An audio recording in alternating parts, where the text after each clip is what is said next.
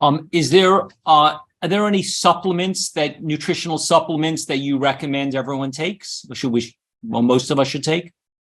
I think probably just B12. B12, And yeah. I know that, a lot of people used to think that a B12 supplement was just necessary for people who didn't eat animal products, but I see it across the board, and especially over 50 too. 50 and over. Add it to your panel. Yeah. Your annual So panel. so it's interesting. There's some misconceptions about B12. B12 doesn't actually come from meat. It comes from bacteria that live in and on the meat, and these bacteria ultimately come from the soil. And what's interesting, the way most meat is raised today. So when you take an animal, a cow that's finished in a confined feeding lot, they're not getting the bacteria from the dirt either. Almost all the commercial meat today has to be supplemented with B12 because they're not getting it from a natural source. Historically, we didn't have to worry about it, right? Even if we didn't eat meat, because we got our food out of the dirt. We played in the dirt. We drank water that had bacteria in it. All is good. Well, you fast forward to the modern world. We put so many pesticides and herbicides on our food. We have to scrub the dirt off. We polluted the water, so we have to chlorinate to kill the bacteria. So we've lost that natural source of B12, which is these bacteria from the dirt. So I usually recommend. There's again a little bit of controversy about the right dose. I recommend 500 micrograms a day. It doesn't matter. I've never seen anybody be too high or too low on 500 micrograms a day. There's also two forms of B12. There's methylcobalamin and cyanocobalamin. Some people are worried about the cyanocobalamin creates a little bit of cyanide. But again, I think Dr. Greger recommends the cyanocobalamin because it's more shelf stable. I get mine auto delivered by Amazon every 30 days. So, it's not sitting around on the shelf. And so I don't even know which one I take. The other, we talked a little about vitamin D already. We talked a little about the omega-3s. There are some patients who have chronic inflammatory disease. I will recommend an algae-based omega-3. I also recommend it for some athletes because it's anti-inflammatory. There is one more nutrient of concern that I don't think we talk enough about, and it doesn't have to do with being plant-based necessarily. It has to do with salt, which we talked about earlier, and that's iodine. So we need iodine for healthy thyroid function, and we need it to convert the thyroid hormone in our tissue to its kind of active form. And once again, we didn't used to have to worry about it because there's plenty of iodine in the dirt, right? And it got into our food. And so, but we've been farming the same dirt for a really, really long time. And so the soil has become depleted of iodine. And the government started to recognize this in the 1920s, actually, and started to subsidize the salt companies to iodinize salt. And so Morton's table salt, for example, has iodine in it. Now, you can use table salt to get your iodine, but the problem is that it's 150 micrograms is the dose. You need about that's the equivalent of about 3/4 of a teaspoon of salt, which is also that 1,500 milligrams we talked about today. And as Caryn pointed out earlier, if you're using salt, finishing salts when you're cooking, on a culinary standpoint, table salt is so fine grained it just doesn't work very well. So and most of the bigger grain salt, sea salt, kosher salt, and such, is not iodinized. So just be sure. What I do is I take a kelp supplement. You can get it from seaweed. You can get it from nori, seaweed. I take a kelp supplement personally that it just has, and you're just looking for 150 micrograms of iodine. That's pretty much it, though. I just eat a lot of veggie sushi. Yeah, right. That's the other way to do it. Hey, if anyone in the audience would like to ask a question, please raise your hand and I'll call on you. Continuing on, so assume someone is eating a whole food plant-based diet. They've got their quinoa, they got their chickpeas, they got vegetables. You're telling them not to add oil. You're saying don't necessarily add sugar or salt. How are you going to make this taste good for someone that needs some flavor? What do you do? What do you go do from here? You open up that spice drawer, of course. All of the spices. I will say, and my students really make fun of me because I use this all the time.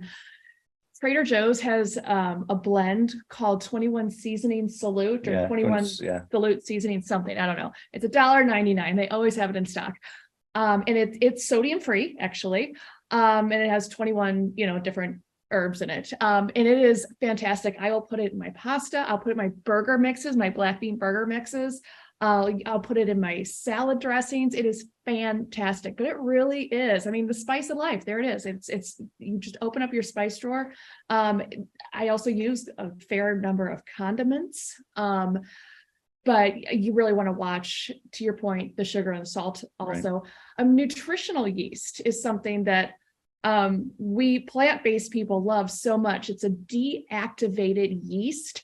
It's usually in flakes, but it's also ground. And I tell people it's deactivated yeast. Do not put it in your baked goods. Right. You'll be very disappointed. But it has a nice cheesy, nutty flavor. So if you are making like a cashew based or a white bean based cheese, queso, something, it really just is fantastic. Or if you just want to add it to a salad dressing just to give it a little bit of cheesiness. But there's so much out there to make food, real food, by the way, is what I like to call it. Very, very tasty. But these real foods taste really great on their own as well. I mean, sometimes they don't need any help. Right. And it's interesting. I have to say when I went plant-based, I discovered a lot of spices I didn't even know existed, right? Yeah. Or I used in moderation. And the thing about spices, there is a tremendous amount of health benefit for most of the spices in the spice drawer. Well, for turmeric. Yeah, turmeric, for example. Turmeric, the active ingredient in turmeric is curcumin. Curcumin is highly, highly anti-inflammatory. There's actually been studies done comparing turmeric to non-steroidal anti-inflammatory. So those are drugs like Motrin, ibuprofen, which all have a lot of side effects that can raise your blood pressure and irritate your stomach. For people with osteoarthritis, turmeric was just as effective as an anti-inflammatory as these non-steroidals. Turmeric has also been shown to help prevent cancer. It's got pretty profound anti-cancer properties. And what's interesting about turmeric is, what's the secret about turmeric, right? You got it. If you mix it with combine it with black pepper. So, your body help your body out when you can. It becomes highly absorbable if you added a little bit of black pepper. About 40% more. Yeah. But things like cinnamon, it's been shown to help lower blood sugar. And I mean, the list goes on. Garlic, for example, that whole class of the Allicin vegetables, garlic, leeks, ramps, green onions, onion, highly, highly, highly anti-inflammatory. And so, the beauty of it is when we use this, when we get to spice up our lives, if you will, we're also spicing up our health because they have really profound health benefits. Okay. Mona, would you like to ask a question, and where are you from? Yes, I'm from Savannah, Georgia. And you touched on the vitamin B12 supplementation. My question is for Dr. Loomis, and this is just out of my curiosity. If I'm doing a spirulina powder in a green smoothie every day, can I omit the B12 supplement, as this already has B12 in it? Yeah, if I'm not mistaken, there's not a ton of B12 in spirulina. So nutritional yeast also has B12, by the way. But the problem is, the problem with dietary B12 and spirulina and nutritional yeast, it's not very much of it is absorbed, right? So only about 5%. And you really don't know how much is in there. Right. And so, in spirulina, it's not really regulated. There's no one testing spirulina batch to batch to see how much B12. So even if you're using nutritional yeast or you're using spirulina, I do think you probably do need a little bit of extra B12. Okay, thank you. If someone's listening to this and they say, why should I listen to anything these people are saying? I'm just going to go get Ozempic. It's this new diabetes drug, and I could lose weight that way. It's much, much easier. What's wrong with that? Well, there's a lot of things wrong with that. Besides being $1,200. Besides being $1,200 a month, and insurance probably isn't going to cover it. So first of all, Ozempic works a couple different ways. It suppresses your appetite. That's the main thing it does. It was developed as a diabetes drug, and it helps our pancreas, process insulin more efficiently. But it also suppresses appetite, and it makes you nauseated. So that's one reason you may not eat as much. But there's evidence that so first of all, once you stop taking the Ozempic, the weight will come back, right? Because your appetites come back. So it's something that right now, if you look at their literature, they say you need to be on it the rest of your life. Now, what kind of a marketing gig is that, right? I mean, to say, here's this drug is going to cost $1,200 a month, and God, by the way, you're going to have to take it for the rest of your life. And once again, we don't know. There's no long-term studies on Ozempic, right? We don't know what happens when you suppress these hormones for 20 years, what's going to happen, what the long-term effect of that is. And I think it's a good example really of how we practice, health reductionism. Again, I mentioned that earlier. We treat weight different than we treat blood pressure, different than cholesterol. So yeah, you go on Ozempic and you lose some weight. What's that done for your risk for prostate cancer or colon cancer or breast cancer? Well, it might have made it go down a little bit because obesity can be a risk factor, but it fundamentally hasn't changed the risk. And again, that's why healthy lifestyle, when we adapt a healthy lifestyle, when we flip this model upside down and take instead of taking a disease-based approach, we're going to treat your obesity, we're going to treat your type 2 diabetes, we're going to treat your cholesterol, and we think about root cause, right? Then that's how we're going to lead to long-term change. And I think, and I was certainly guilty of this for many years. Many people, when they want to improve their health, we oftentimes will set for ourselves outcomes related goals, right? I want to lose 20 pounds. So I'm going to go on Ozempic. I'm going to really eat healthier. I'm going to exercise more. And we work really hard and we reach our goal. And then what do? Right? We take our foot off the gas. We celebrate sometimes. And I can tell you that between med school and age 50, when I went plant-based, I had, not at once, but cumulatively, I had probably gained and lost 100 pounds, right? 20 up, 15 down, 25 up, 30 down, 20 up, 15 down. So yo-yo up and down, up and down. And so the key to really of long-term success is opposed to, and again, this is what Caryn does such a great job with her coaching background and with her cooking. So instead of thinking about the outcome, focus on the process, right? And what I mean by that is, instead of worrying about what the scale weighs in the morning, think about, what am I going to make for dinner today? What time am I going to go to sleep tonight? How am I going to deal with the next stressful situation? How much am I going to move today?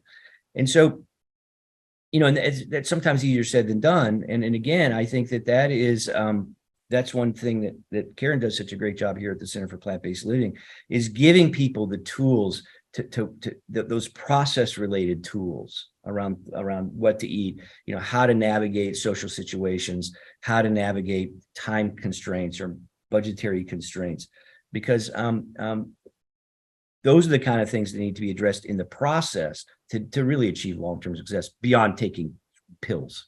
We have just 2 minutes left. Could you tell us how we could follow up with the two of you? What people want to get in touch with you, do your program? How do they stay connected to you?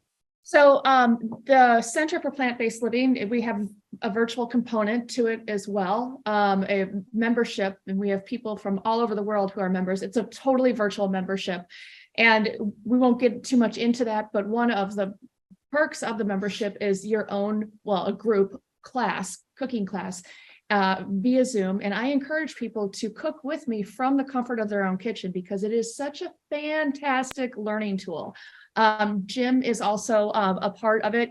We do a monthly call, and Jim is there quarterly. So you get access to a plant-based doc 4 times a year. Now, I will say one thing that we're doing now, we just kicked off a brand new YouTube series called The Doc and Chef Show. It's on YouTube. There's a link to it right there. Yep, on the website. You can go to thedocandchef.com. There we go. Our latest episode. Yeah. So if you watch the episode, you'll see why I'm doing that. But so what we're doing, we have about 100 topics now, and we have shot 16 episodes so far. There are 2 on YouTube. The first one was protein. The second one was soy. And they're about 20-minute episodes. And Jim and I have come together where he lays down the science, and then I show you what the science looks like on a plate. So it is the what and the how, and it's called The Doc and Chef. And then we've also, you can see there, we are also taking this show on the road. We have a lot, actually more than we have here, but we have a lot of live shows coming up around the country. Right. And that's what we did one this morning, a live show for a physician group this morning. It's really exciting. It's interesting. The way Doc and Chef was born is that, I would be here in the shop helping Caryn teach a class, in my day-to-day practice. We were both getting the exact same questions over and over and over, right? Well, where am I going to get my protein on a plant-based diet? doesn't, I need to stay away from soy because it causes breast cancer. Gluten, nightshades, lecithins, the anti-nutrients we talked about earlier, on and on and on. And then a light bulb went off. I said, well, wait a minute. Why don't we create a YouTube channel where we're going to marry the nutrition science to that plate of food? And so each episode has a scientific evidence-based blog post with the scientific references. And so everything I say in each episode is evidence-based. And then there's also in the blog post a link to the recipe. And they drop every 2 weeks and Every other Sunday. every other Sunday. Okay. And Thank you very much. Can we unmute everyone so we could all thank them together? We really appreciate it. Thank you very much. Thank you. It's really good. Wonderful. Blessings, Thank you. Yes, it was wonderful. Thank you very much. We all appreciate it. Thank you. Thank you.